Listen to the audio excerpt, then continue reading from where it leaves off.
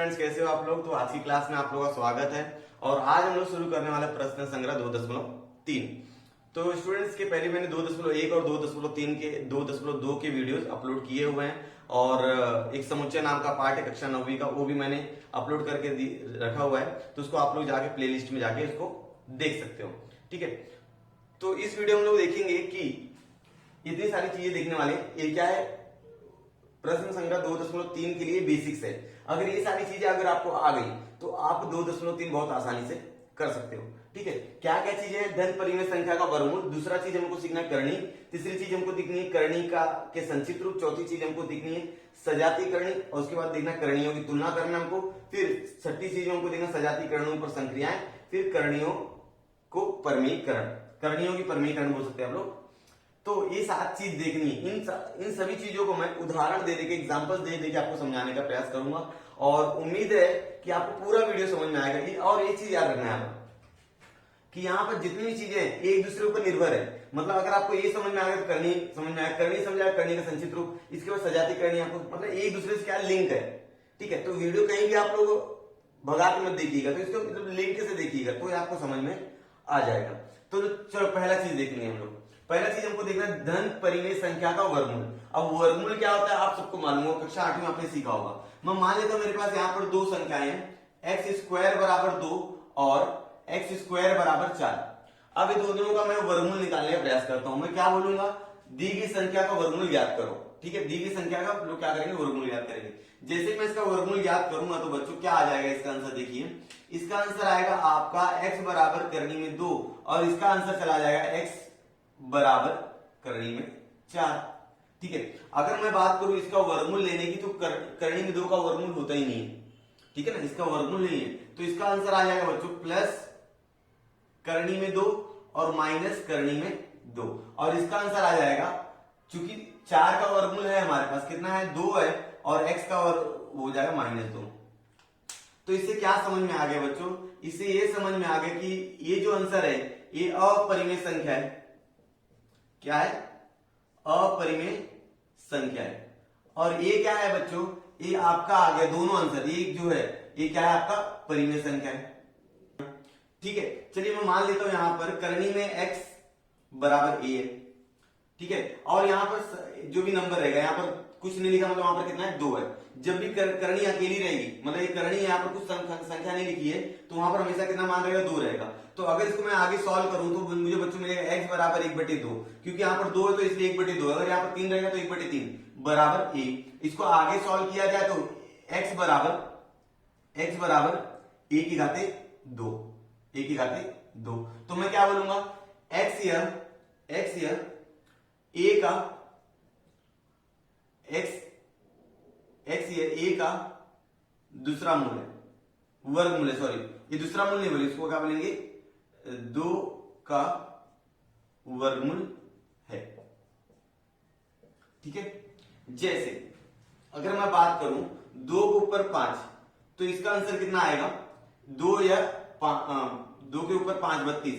तो 2 का पांचवा मूल क्या है, 32 है। 2 का पांचवा मूल 32 है, लेकिन 2 का अगर चौथा मूल बोलूं तो 32 नहीं है। मतलब इसका आंसर आएगा परिमेय संख्या और इसका आंसर आएगा अपरिमेय संख्या। मतलब ये करनी में आएगा मान और इसका पूरा पूरा मान निकलेगा, ठीक है। जब इसका निकालोगे तो आ जाएगा आंसर 2 गुणे 2 गुणे 2 गुणे 2 गुणे 2, तो कितना हो जाएगा, 2 दूना 4 दूना 8 दूना 16 दूना 32। तो इसका आंसर आ रहा है बच्चों हमारे पास 2 के घाते 5 और बराबर 32। तो ये 5 और ये पांचवा मूल, इसलिए 5 जब दोनों समान हो जाएगा तो कट जाएगा, तो 32 का आंसर 2 आ गया ना। तो ये क्या होगा, परिमेय संख्या। लेकिन जब आप 4 निकालोगे, ध्यान देंगे, जब आप तो 4 चौथा मूल निकालोगे तो बच्चों यहां पर रहेगा 4 और यहां पर 2 गुणे 2 गुणे 2 गुणे 2, ध्यान देंगे। और यहां पर 2 दूना 4 दूना 8 दूना 16, ये 16 हो रहा है, ठीक है। तो इसका आंसर 32 आ रहा है क्या, नहीं आ रहा है। मतलब ये क्या होगा, अपरिमेय संख्या हो जाएगी, बराबर। चलिए, तो इस प्रकार हमने देखा कि किसी भी धन परिमेय संख्या का, अगर कोई धन परिमेय संख्या आपके पास है, 2 मैंने बताया, यहाँ पर एक एग्जांपल भी समझा होगा तो कोई अच्छी बात है, नहीं समझा होगा तो इसको रहने दीजिए। आपके पास 2 धन परिमेय संख्या यहाँ पर है, 2 और 4 है। जब आप इसका वर्गमूल निकालोगे, जब आप क्या निकालोगे, इसका वर्गमूल निकालोगे, या तो वो परिमेय संख्या होगी या तो वह अपरिमेय संख्या होगी। समझ में आ गया। तो परिमेय और अपरिमेय संख्या होगी, पहला चीज आपको समझ गया, roots of positive rational number. अब हम आगे देखेंगे करनी, करनी को इंग्लिश में कहते हैं सर्ट्स। इसके बाद में देखेंगे, मैं यहाँ पर इस करनी की परिभाषा लिख देता हूँ और आपको समझाने का प्रयास करता हूँ। तो स्टूडेंट्स मैंने यहाँ पर करनी की परिभाषा लिख के रखी है कि हम लोग करनी किसको कहेंगे, मतलब सर्ट्स हम लोग किसको कहेंगे। तो सिंपल सा मैं एक बार पढ़ देता हूँ, पढ़ के एक बार समझा देता हूँ, मैं आपको फिर बता देता हूँ किस तरह से आपको समझ में आ जाएगा।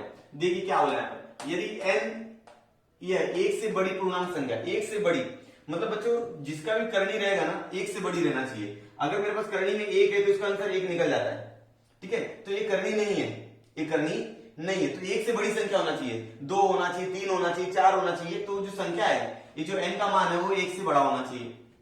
हमको क्या देखना है कि n जो है एक से बड़ी पूर्णांक संख्या, n मतलब एक से बड़ी पूर्णांक संख्या होना चाहिए, मतलब 2 3 4 मतलब दूसरा मूल, तीसरा मूल, चौथा मूल होना चाहिए, ठीक है। और a धन वास्तविक संख्या होना चाहिए, मतलब यहाँ पर जो n रहेगा यह एक से बड़ा होना चाहिए, एक से क्या होना चाहिए, बड़ा होना चाहिए। और यहाँ पर a जो रहेगा वह धन पूर्णांक होना चाहिए, वो संख्या क्या होनी चाहिए, धन होनी चाहिए, ठीक है। धन वास्तविक संख्या n व मूल x से दर्शाया गया हो तो, ठीक है, x के घाते n बराबर a, ठीक है। अब x के घाते n बराबर a है, a और यहाँ पर n a आ जाएगा x बराबर।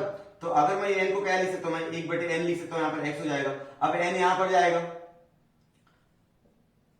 अब n जो यहाँ पर जाएगा तो क्या हो जाएगा, a बराबर x के घाते n बराबर। तो हम लोग क्या बोलेंगे, x यह a का nवां मूल है, x यह a का क्या है, nवां मूल है, ऐसा हमने पीछे देखा हुआ है। चलो तो दो कंडीशन समझ में आ गई कि जो n है वो एक से बड़ा होना चाहिए, और दूसरी बात समझ में आ गई जो इसके अंदर जो संख्या रहेगी a वो क्या होना चाहिए, धन संख्या होनी चाहिए, ठीक है। पहली चीज क्या समझे कि यहाँ पर जो संख्या होनी चाहिए वो एक से बड़ी होनी चाहिए। दूसरी चीज समझ में आ गई, वो जो a रहेगा वह आपका धन होना चाहिए। अब देखिए यदि a या धन परिमेय संख्या हो, a क्या होना चाहिए, धन परिमेय संख्या हो, a का nवां मूल x या अपरिमेय संख्या हो, जो आपका a है वो परिमेय संख्या हो, लेकिन जो उसका x का nवां मूल आएगा वो क्या होना चाहिए, अपरिमेय संख्या होना चाहिए। तो अगर ऐसा है तो क्या हो जाएगा, करनी कहेंगे। जैसे मैं मान लेता हूं एग्जांपल के रूप में, जैसे यहां पर है कि इसके अंदर जो संख्या है वो परिमेय संख्या, मैं यहां पर लिख देता हूं परिमेय संख्या, और n जो रहेगा वो एक से बड़ा रहेगा। अब जब इसको मैं सॉल्व करूं तो इसका आंसर आना चाहिए अपरिमेय संख्या,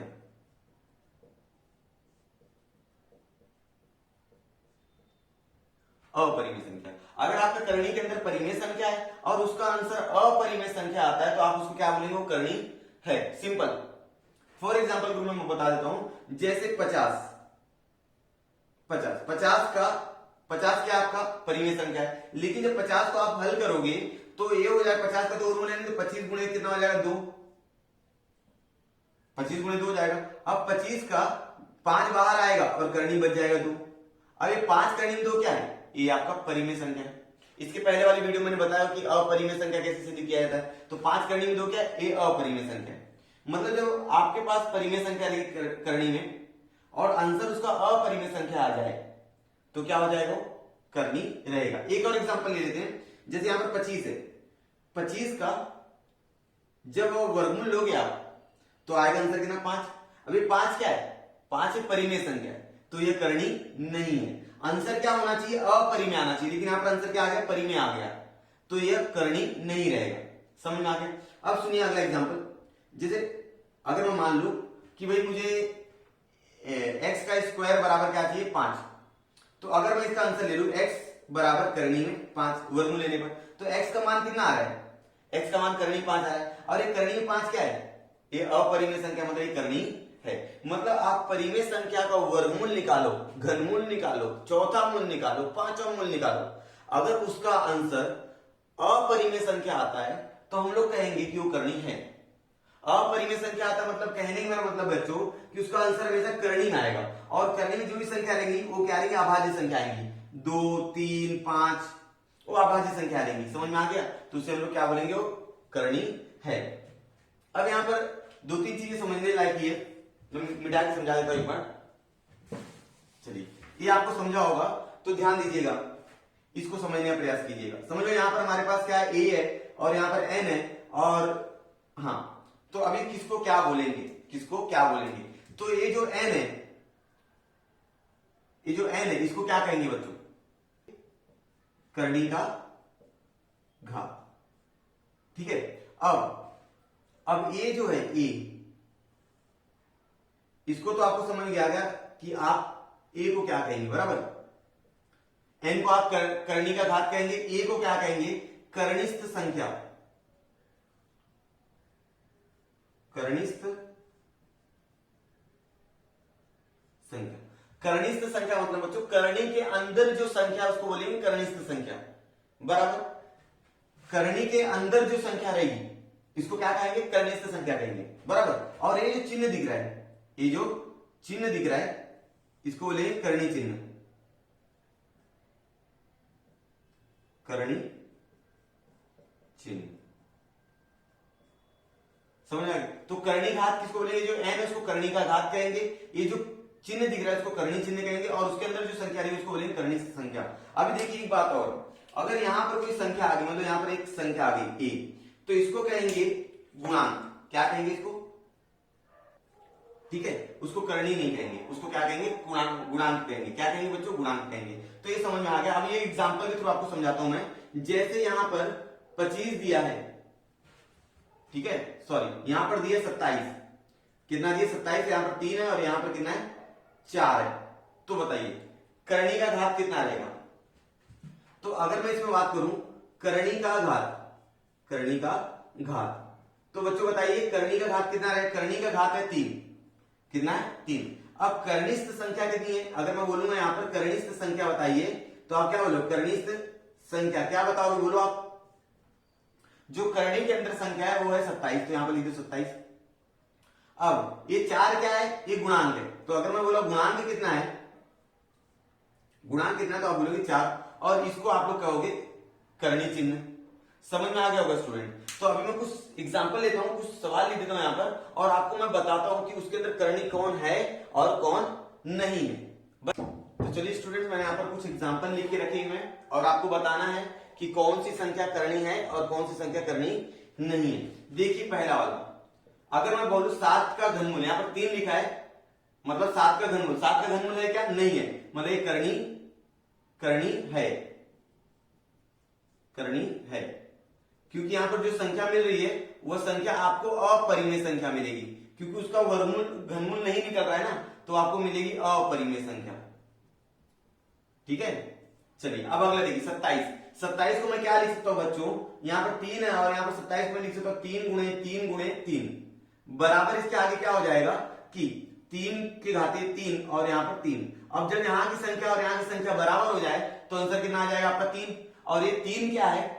परिमेय संख्या है। ये 3 क्या है? परिमेय संख्या है, परिमेय संख्या है।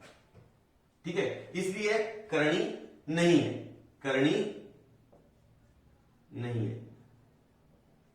समझ में आ रहा होगा सबको? अभी 8 का देखते हैं कि इसका करणी है कि नहीं है।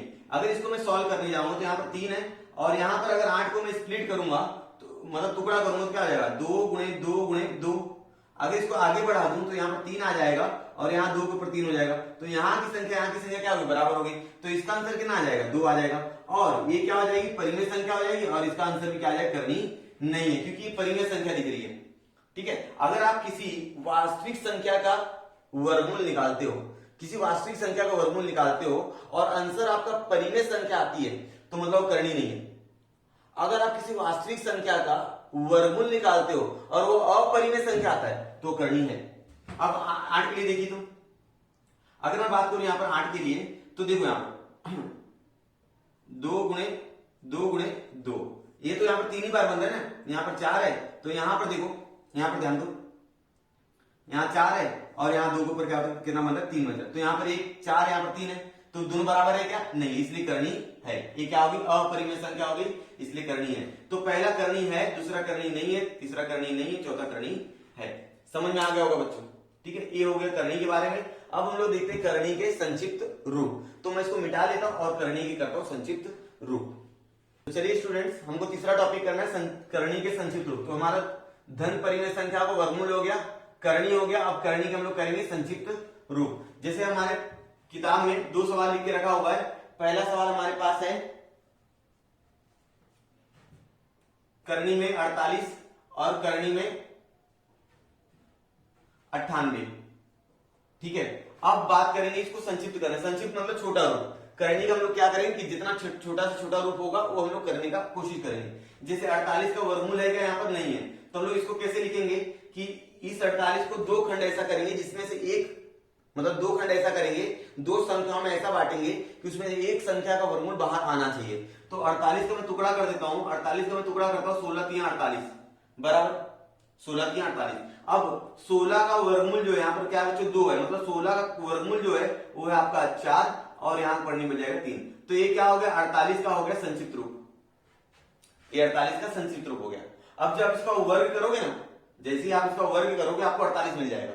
चलिए अब ये 98 के लिए देख लीजिए आप लोग। 98 को हम लोग 98 का वर्गमूल नहीं मालूम आप लोगों को, ठीक है, वो अगर वर्गमूल मालूम है तो आपको समझ में आ रहा होगा कि 98 का वर्गमूल हमारे पास नहीं है। तो हम लोग क्या करें 98 को दो संख्या में ऐसा टुकड़ा करेंगे कि उसमें से एक संख्या का वर्गमूल निकलना चाहिए। ठीक है, तो 98 को मैं टुकड़ा करूंगा तो मेरा मिलेगा 49 गुणे 2। अब 49 का वर्गमूल जो है वो 7 है, तो 7 बाहर आएगा और बचे करनी में 2। तो ये 98 का क्या हो गया बच्चों संक्षिप्त रूप हो गया। ये 98 का क्या हो गया संक्षिप्त रूप हो गया। समझ में आ गया आप लोगों को? ठीक है, अगर आप बाद में इसका स्क्वायर करते हो बच्चों, बाद में इसका स्क्वायर करते हो तो वापस से आपको क्या मिलेगा, वापस से आपको मिल जाएगा करनी में इसका 48 मिलेगा। और इसका जो जैसे आप वर्ग करोगे तो इसका भी कितना मिलेगा आपको 98 मिलेगा। समझे, संक्षिप्त रूप का जब आप वर्ग करोगे तो आपको परिमेय संख्या मिल जाएगी। समझ में आ गया? चलिए, तो ये आप लोगों ने देख लिया कि करनी का संक्षिप्त रूप क्या होता है। अब मैं अगली चीज बताता हूं, सजातीय करनी किसे कहते हैं। तो चलिए स्टूडेंट, हमारे 3 टॉपिक तो क्लियर हो चुके हैं। अब उनको देखना सजातीय करनी क्या होता है। सजातीय करनी उसके बारे में मैंने यहाँ पर 3 एग्जाम्पल लेके रखे हुए हैं। ये 3 एग्जाम्पल को पहले मैं एक्सप्लेन कर देता हूं और बाद में आपको बताता हूं कि सजातीय करनी किसे कहा जाता है, जिसको इंग्लिश में हम लोग करते हैं लाइक सर्च। जैसे देखो यहाँ पर करनी में कितना बच्चों, करनी के अंदर 2 है, इसे क्या कहते हैं बच्चों कर्निस्थ संख्या। क्या कहते हैं कर्निस्थ संख्या। अगर यहां पर देखा जाए तो यहां पर सबका घात कितना है बच्चों, यहां पर करनी का घात कितना है 2 है, यहां पर भी करनी का घात कितना है 2 है और यहां पर भी करनी का घात कितना है 2 है। आप इसको 3 और 4 2/5 को मत देखना, ये जो -3 है ये गुणांक है, आपको बड़ा संख्या दिखेगा। जो गुणांक रहेगा वो बड़े में दिखेगा, जो घात रहेगा छोटे में लिख रहेगा ऊपर। घात हमेशा ऊपर लिख रहेगा, जो गुणांक रहेगा ये जो जहां करनी खत्म होती है वहां पर गुणांक रहेगा। तो यहाँ पर 3 गुणांक है, उसका घात नहीं है। समझ में आ रहा है? तो करनी का घात कितना है यहाँ पर 2 है, मतलब सबका घात यहाँ पर 2 है और सबकी कर्निस्थ संख्या भी कितनी है 2 है। तो यहां से परिभाषा निकल के आती है कि जिन करणियों के कर्निस्थ संख्या और करनी का घात समान होता है। अगर हमारे पास 2 करणी है और उनका कर्निस्थ संख्या और कर्निस्थ घात दोनों क्या है समान है, तो उनको कहा जाएगा सजातीय करनी। क्या कहा जाएगा बच्चों, सजातीय करनी कहा जाएगा। समझ आ रहा है? मतलब अगर कंडीशन क्या है कि दोनों करणी सजातीय कब होंगे, तो हम लोग दोनों करणी का देखेंगे, करणी के अंदर की संख्या, करणी के अंदर की संख्या देख लिया। चलो दूसरा स्टेप क्या है, उनका घात देख लो, उनका घात कितना है। अगर ये दोनों कर्निस्थ संख्या और करणी का घात दोनों करणियों का समान है तो हम लोग क्या कहेंगे, वो लोग वो सजातीय करनी है। एक यहाँ पर एग्जाम्पल के रूप में मैं एक एग्जाम्पल लेना चाहूंगा और उस एग्जाम्पल से आपको एक्सप्लेन करूंगा। तो स्टूडेंट्स, मैंने यहाँ पर 2 करणी लिख के रखा है, करणी में एक 45 और एक 80 है। अगर मैं पहले आपसे पूछूं कि बताइए ये दोनों सजातीय करनी है कि नहीं है, तो आपका आंसर क्या आएगा कि सर नहीं है। क्यों नहीं है सर? यहाँ पर करनी का घात तो समान है सर, यहाँ पर करनी घात आपने बोला समान होना चाहिए सर, यहाँ पर करनी घात 2 है, यहाँ पर करनी घात कितना है 2 है। लिखा नहीं है मतलब वहां पर 2 है बच्चों, लिखा नहीं है मतलब वहां पर कितना है 2 है सर, लेकिन करनी के अंदर जो संख्या है ना वो अलग अलग है, इसलिए सजातीय करनी नहीं है। रुको थोड़ा, इसको कैसे करेंगे हम लोग, इसको हम लोग कैसे करेंगे। तो सबसे पहला काम क्या होता है, जैसे मैंने बोला सबका क्या लिंक है, तो करनी का संक्षिप्त रूप समझने के लिए पहले आपको करनी समझना पड़ेगा। अगर आप करनी समझते हो तो करनी का संक्षिप्त रूप आपको समझ में आ गया। अगर आपको सजातीय करनी सिद्ध करना है कि कोई भी करनी जो है वो सजातीय है कि नहीं है, तो सबसे पहले क्या करेंगे, दी गई करनी को उसके संक्षिप्त रूप में लिखेंगे। तो हम लोग क्या करेंगे, इस करनी को उसके संक्षिप्त रूप में लिखते हैं, तो हमारा रिप्लाई आएगा, हमारा आंसर आएगा कि करनी में 45 जो है उसका वर्गमूल नहीं है। तो बच्चों मैं क्या करूंगा, मैं कर दूंगा 45 को 2 खंड करूंगा, 2 संख्या में टुकड़ा कर दूंगा, जिसमें से एक संख्या का वर्गमूल बाहर आ जाएगा। तो 9 गुणे 5 बराबर। और 9 का बच्चों वर्गमूल कितना है 3, तो यहाँ पर 3 बाहर आएगा और यहाँ पर हो जाएगा बच्चों कितना 5। चलो वेरी गुड। अब अगला चीज अगर मैं सॉल्व करूं किसको, करणी में 80 को, देखो 80 कैसे सॉल्व होगा, 80 बराबर, तो 80 का वर्गमूल नहीं है आपके पास, तो 80 को भी क्या करेंगे, दो खंड करेंगे। मैं हमेशा दो खंड बोल रहा हूं तो उसमें से एक खंड का कंपलसरी वर्गमूल बाहर आना चाहिए। आप 80 को 20 गुणे 40, 20 गुणे 4 मत लिख दीजिएगा, ठीक है। 80 को हम लोग लिखेंगे 16 गुणे 5, 16 पंचे 80 होता है, ठीक है। अब 16 का वर्गमूल कितना होता है 4, तो मैं 16 का वर्गमूल 4 बाहर लिखता हूं और करणी में लिखता हूं 5। अब देखिए बच्चों ये दोनों में देखिए आप, दोनों की करणी से संख्या क्या है, समान है। अब दोनों करणी का घात क्या है, समान है, मतलब 2 है। यहाँ पर कितना है 2 है, तो इसलिए ये दोनों क्या हो जाएंगे, सजाती करणी रहेगी। तो कहने का मेरा मतलब क्या है, अगर आपको सिद्ध करने आया कि दिया गया करणी सजाती करणी है कि नहीं पहचानिए, तो आपको क्या करना है, सबसे पहले करणियों को उनके संचित रूप में लिखना है, उसके बाद देखना है उनके करणी से संख्या और उनके करणी का घात, ये दो चीजें देखनी है। अगर दोनों करणियों की करणी से संख्या और करणी का घात समान है तो वो सजाती करणी है। अब बच्चों हम लोग आगे क्या करने वाले, करणियों की तुलना करने वाले। अगला टॉपिक हमारा करणियों की तुलना, तो मैं इसके लिए यहाँ पर दो एग्जांपल्स लिखूंगा, ठीक है, 2 उदाहरण लिखूंगा और उदाहरण के माध्यम से आपको समझाऊंगा। तो बच्चों मैं यहाँ पर करणियों की तुलना, इस टॉपिक को समझने के लिए मैंने यहाँ पर 3 उदाहरण लेके रखे हुए, 3 एग्जाम्पल्स लेके रखे हुए हैं।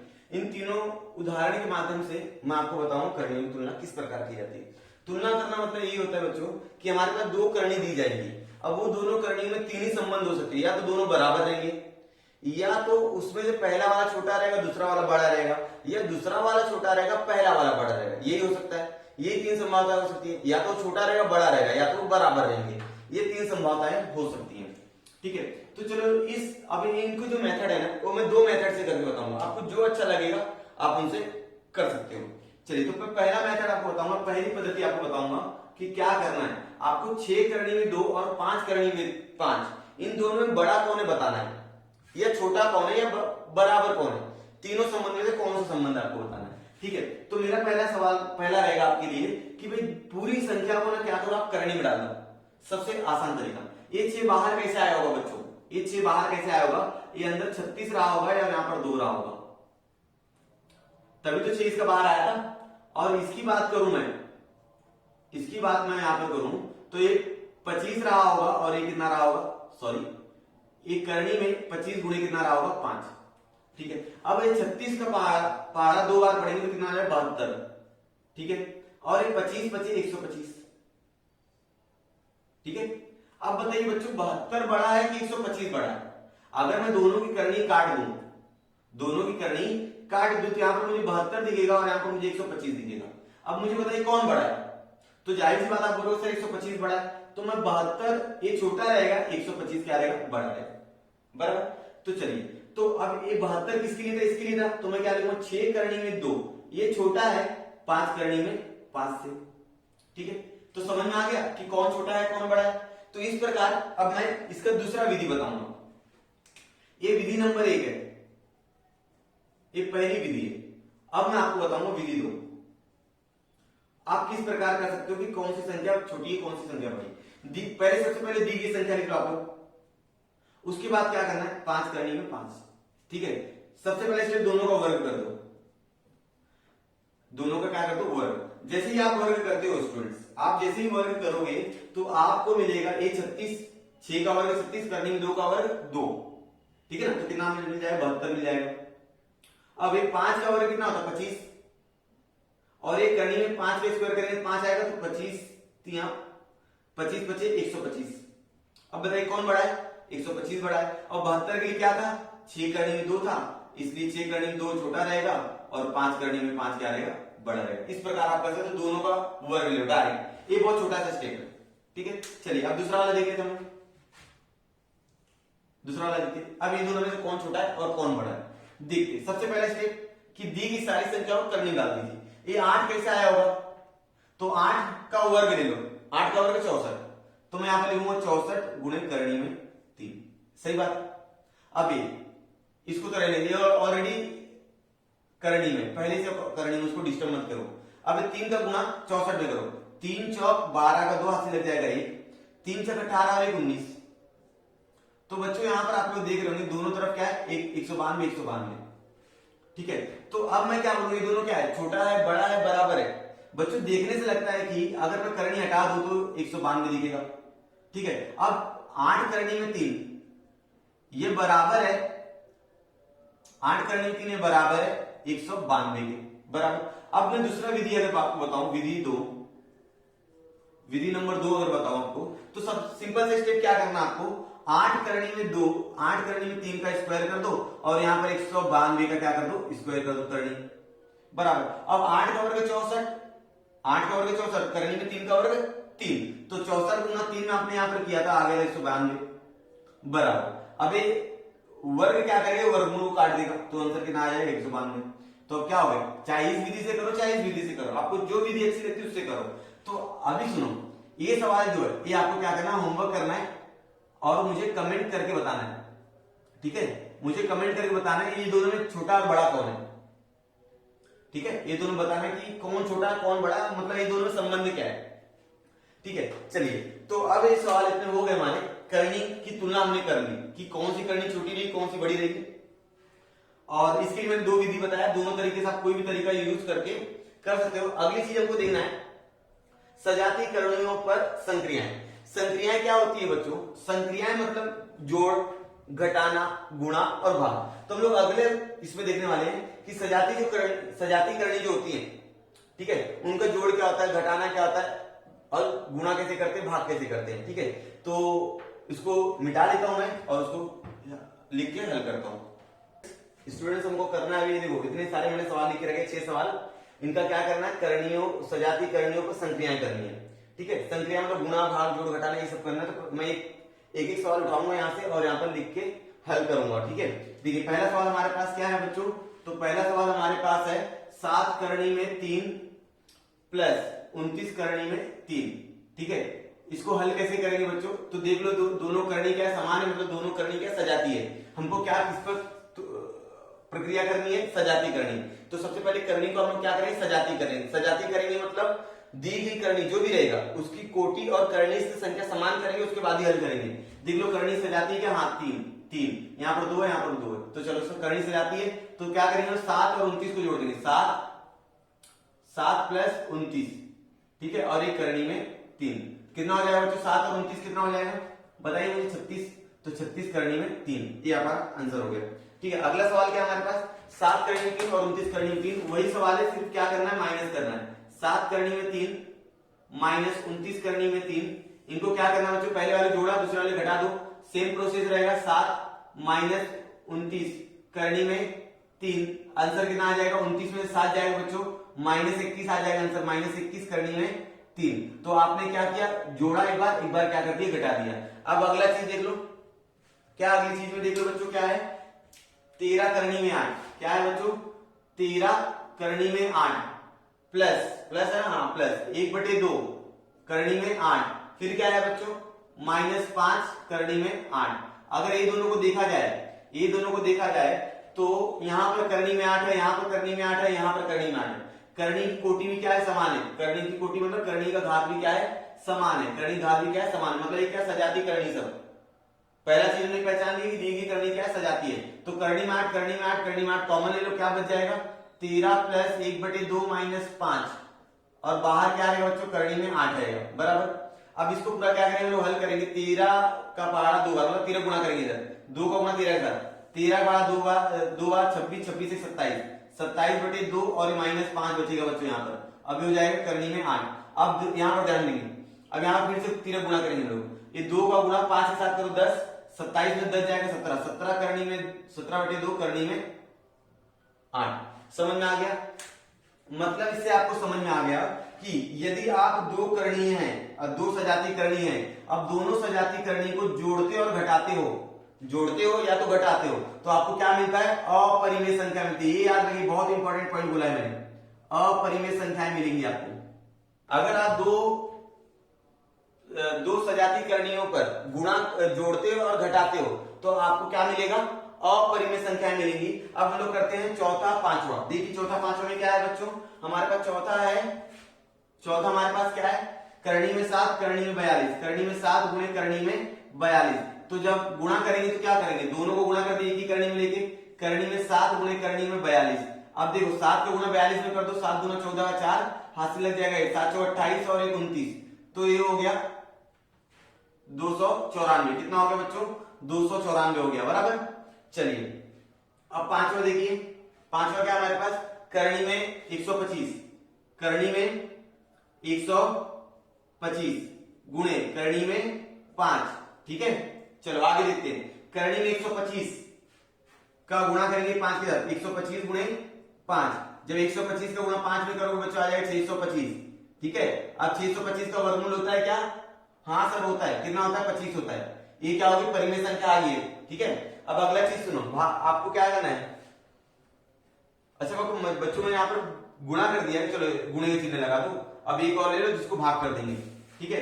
अब छठा ले लो, ये दोनों भाग कर दो, करनी में 125 भागे करनी में 5, क्या करेंगे इसके लिए, तो एक बड़ी करनी लगाएंगे, अब 125 बटे कितना लिख देंगे 5, अब 25 125 को 5 से भाग दो कितना आंसर आएगा 25 आएगा। अब 25 का वर्गमूल कितना होता है 5 होता है, समझ में आ गया। इसको मैंने एक बार गुणे में लिख दिया, एक बार भाग में लिख दिया, चलो कोई बात नहीं। अब अगला देख लो, कितना है 50 है और 18 है, 50 है और 18 है, करनी में 50 गुणे करनी में कितना है 18, क्या करेंगे इसके जैसे पांचवें जैसा, तो क्या करें दोनों को क्या करो गुणा कर दो एक ही करनी में लेके, करनी में 50 गुणे करनी में 18 का गुणा कर दिया मैंने। तो देखो बच्चों 18 का गुणा जो 0 साथ करो 0 मिलेगा आपको, और 18 पंचे कितना होता है 90, ठीक है। अभी 900 का वर्गमूल कितना होता है, ठीक है, अलजेब्रा में आपने पढ़ा है 900 का वर्गमूल होता है 30, ठीक है। तो आपको इन एग्जांपल से क्या समझ में आया बच्चों, आप गुणा कर रहे हो और भाग दे रहे हो, ठीक है। तो आपको क्या मिल रहा है बच्चों, अगर दो सजाती है करणियों का आप गुणा कर रहे हो और भाग कर रहे हो तो आपको क्या मिल रहा है, परिमेय संख्या मिल रही है, ठीक है, परिमेय संख्या मिल रही है, ठीक है। और यहां पर देखो आपको अपरिमेय संख्या मिली होगी, अपरिमेय संख्या, क्योंकि इसका वर्गमूल नहीं निकला ना। तो आप इसका मैंने गुणधर्म बताया हुआ है, इसके पहले मैंने एक वीडियो अपलोड किया हुआ है 2.2, उसकी स्टार्टिंग मैंने बताया हुआ है कि जो हमारी अपरिमेय संख्या होती है, अपरिमेय संख्याओं गुणधर्म, उसमें मैंने बताया कि अगर आपका परिमेय संख्या है और एक अपरिमेय संख्या दोनों को जोड़ोगे तो आपको अपरिमेय संख्याएं मिलेंगी। और मैंने ये भी बताया था कि अगर आपको परिमेय संख्या और अपरिमेय संख्या है अगर उसका गुणा और भाग करते हो तो आपको परिमेय संख्या या तो अपरिमेय संख्या दोनों मिलने का चांसेस होता है। तो ये लाइन याद रखिएगा कि जोड़ने पर घटाने पर आपको अपरिमेय संख्या मिलेगी, गुणा करने पर भाग देने पर आपको परिमेय संख्या मिलेगी और अपरिमेय संख्या भी मिलेगी। इस तरह हमारा सजाती करणियों पर संख्याएं, ये टॉपिक क्या हमारा खत्म हो गया। अब हम लोग देखने वाले करणियों की परमेयीकरण या करणियों को परमेयीकरण, ठीक है। इसको मैं मिटा लेता हूं, उसके बाद मैं अगला टॉपिक क्या करता हूं आपको बताता हूं। तो स्टूडेंट्स अभी हमको अगला टॉपिक क्या देखना है, करणियों का परमेयीकरण, ठीक है, रेशनलाइजेशन ऑफ सर्ट्स। तो क्या होता है, मैं यहाँ पर एग्जांपल के थ्रू पहले समझाऊंगा, बाद में ये लाइन को आपको समझा दूंगा, ठीक है। चलिए पहला एग्जांपल क्या दिया है बच्चों, अगर मैं यहाँ पर करनी में 2 करनी में 8 का गुणा करूं, करनी में 2 और करनी में 8 का गुणा करूं तो क्या हो जाएगा बच्चों, करनी में 2 का गुणा करनी में 8 के साथ करोगे तो आंसर आएगा हमारा करनी में 16, और जब 16 को वर्गमूल लोगे तो आंसर कितना आएगा 4, ठीक है। मतलब आप क्या कर रहे हो, दो अपरिमेय संख्याओं का गुणा करते हो तो क्या मिलता है, परिमेय संख्या मिलती है। इसके पहले मैंने बताया, ठीक है, कि दो अपरिमेय संख्याओं गुणा करो तो आपको परिमेय संख्या में मिली थी, और एक जन आपको अपरिमेय संख्या में मिला था। अब 27, अगर मैं बात करूं 27 की, किसकी बात करूं 27 का, तो 27 का कैसे निकाला जाएगा, देखिए क्या है बच्चों 27 है, तो 27 को क्या करेंगे, 27 का वर्गमूल नहीं है तो हम लोग क्या करेंगे, इसको 2 खंड में करेंगे, 9 गुणे 3, ठीक है। अब 9 गुणे 3 में 3 बाहर आएगा तो हो जाएगा 3, ठीक है। अब मैं इसमें किसका गुणा करूं कि 27 मिल जाए, तो मैं बोलूंगा सर 3 करनी में 3 में करनी में 3 का गुणा करो, ठीक है। जब करनी गुणा होगा तो 3 बचेगा, 3 का गुणा 3 में करेंगे 27 आ जाएगा, ठीक है। चलिए तो सुनिए, तो यहां पर ये जो करनी में 2 था और ये जो करनी में 8 था, इनका जब गुणा करते हो आप लोग क्या मतलब परिमेय संख्या मिलती है। तो इन करनी में 2 या करनी को 8 को क्या कहा जाएगा, परमेयीकरण गुणांक कहा जाएगा। मतलब जिस करनी से आपने गुणा किया और उसका आंसर क्या आ गया, परिमेय संख्या आ गई, तो क्या हो जाएगा, परिमेयीकरण गुणांक हो जाएगा। जैसे यहाँ पर करणी में 3 जो है वो परिमेयीकरण गुणांक है। करणी में 3 का गुणा करणी में 3 करें 3, 3 का गुणा 3 में करें 27। मतलब ये दोनों क्या है, अपरिमेय संख्या है। दोनों क्या है बच्चों, अपरिमेय संख्या है। लेकिन जब अपरिमेय संख्या का आपने गुणा किया तो क्या मिलता है, परिमेय संख्या मिलती है। मतलब ये दोनों एक दूसरे के क्या हो गए, परिमेयीकरण गुणांक हो गए। क्या हो गए, परिमेयीकरण गुणांक। अब लाइन का मतलब समझ लीजिए, जब दो करणियों का गुणनफल परिमेय संख्या होती है, मतलब दो अपरिमेय संख्या आएंगी, उनका गुणनफल करोगे, मतलब आपको गुणा करोगे, तो गुणा करने के बाद जो उत्तर प्राप्त होगा तो वह क्या मिलेगा आपको, मतलब परिमेय संख्या मिलेगी। तो प्रत्येक करणी दूसरी करणी का क्या रहेगा, परिमेयीकरण गुणांक रहेगा। जैसे अगला हमारे पास क्या है, तीसरे में देखो, तीसरे में क्या है बच्चों, 1/करणी में 5, 1/करणी में 5। आप इसका आंसर 5, मतलब इसका आंसर परिमेय संख्या कैसे लाओगे, तो आपको क्या करना पड़ेगा, ऊपर करणी 5 से गुणा करना पड़ेगा, नीचे करणी में 5। मतलब जो हर है, हर को लेकर ऊपर नीचे क्या करो, गुणा कर दो, तो ये हो जाएगा करणी में 5 और हो जाएगा 5। ठीक है, तो यहां पर हर क्या हो गया, हर क्या हो गया, परिमेय संख्या होगी। क्या होगी, समझ में आ गया। तो यहां पर हर परिमेय संख्या होनी चाहिए। ठीक है, चलो अभी चौथा अगर हम लोग देख लें तो चौथा हमारे पास 3/2 करणी में 7। अब इसको अगर मुझे हर में, मतलब जब आप लोग गुणा करोगे या भाग दोगे तो हर में क्या होना चाहिए, परिमेय संख्या आनी चाहिए। तो इसको परिमेय संख्या लाने के लिए क्या करना पड़ेगा, ऊपर करणी में 7 से गुणा करो और नीचे करणी में 7 से गुणा करो। तो 3 का गुणा करणी में 7 के साथ, करणी में 3 गुणे करणी में 7। अब 2 का गुणा करणी में 7 का गुणा करणी में 7 के साथ, 7, 7 गुणा 14, ये हो गया आपका। तो नीचे वाला संख्या क्या होगा, परिमेय संख्या होगी। ठीक है, तो इसे क्या कहा जाता है, इसे कहा जाता है करणियों का परिमेयीकरण। इसे क्या कहते हैं, करणियों का परिमेयीकरण कहते हैं। और जब परिमेयीकरण करने के बाद उसका हर बोलो या उसका जो गुणनफल है, हर बोल दो या गुणनफल बोल दो, तो ये देखो, ये गुणा किया है भाग दिया है, ये गुणा है भाग दिया है, तो गुणनफल बोलो या उसका हर बोलो, क्या मिलना चाहिए, परिमेय संख्या मिलना चाहिए। और उन संख्या को, मतलब जिससे आपने गुणा किया उसे परिमेयीकरण गुणांक कहा जाएगा। तो ये सारा चीज हो गया। अब इसी के ऊपर हमारा प्रश्न संख्या 2.3 है। यदि आपको ये पूरा अच्छे समझा होगा तो आपको 2.3 समझ में आ जाएगा, आप पूरा प्रश्न एकदम आसानी से कर सकते हो। उम्मीद है स्टूडेंट्स आप लोगों को पूरा वीडियो समझ में आ रहा होगा। अगर आपको समझ में आए तो आपको क्या करना है, इस वीडियो को अपने दोस्तों के साथ ज्यादा शेयर कीजिए, और अगर पसंद आए तो एक लाइक कर दीजिएगा। और हम लोग मिलते हैं नेक्स्ट वीडियो में 2.3 के साथ। ये वीडियो कंपलसरी 2.3 को समझने के लिए। तो